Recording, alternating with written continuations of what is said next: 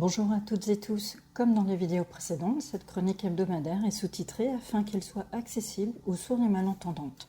Cette semaine, 2 films d'auteur ont retenu notre attention pour leur qualité cinématographique parmi les très nombreux films à l'affiche en concurrence avec les reprises canoises. Il Bohémo de Pete Vaclav, un sublime biopic retraçant les espoirs, les succès et la déchéance de Józef Mysliveček, faisant ainsi le portrait de la créativité d'un homme poussé dans ses derniers retranchements et également de son époque.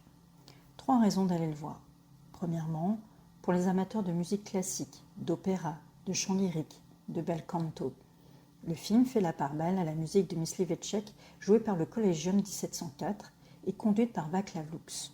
On y entend Demetrio, l'Olympiade, Il Berofonte, Armida, Romulo et Ercilla. Deuxièmement, la fresque politique et sociale de la société artistique européenne, avec ses cercles, ses mécènes et ses influences.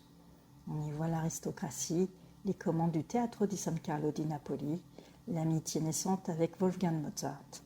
Troisièmement, la mise en scène fait le choix de montrer les interstices de l'histoire en dévoilant la vulnérabilité des protagonistes avec Mysliveček lui-même, défiguré ici de façon spectaculaire par la syphilis, ses amours contrariés non libertaires dans une époque se voulant libertine, la solitude des monarques s'évadant par la musique de Mysliveček.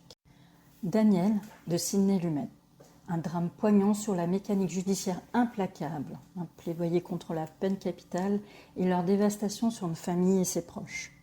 3 raisons d'aller le voir. Premièrement, inspiré par la tragédie de Julius Ethel Rosenberg, le scénariste Dr. Love en avait d'abord écrit un roman, The Book of Daniel, permettant de lever le voile sur l'absurdité de la chasse aux sorcières macartiste contre les communistes. Deuxièmement, l'impact psychologique et social sur une fratrie déchirée par ses contradictions, voire de la nation. Et en miroir, la stigmatisation de l'avocat ayant défendu ses parents ou l'ami qui les avait trahis. Troisièmement, les musiques et chansons, notamment celles de Paul Robeson, accompagnant la continuation dans les luttes. Ici, en le choisissant pour la bande originale avec la lutte des droits civiques des afro-descendants, et avec cette séquence finale contre la guerre au Vietnam, d'où le titre « I'm gonna let it shine ».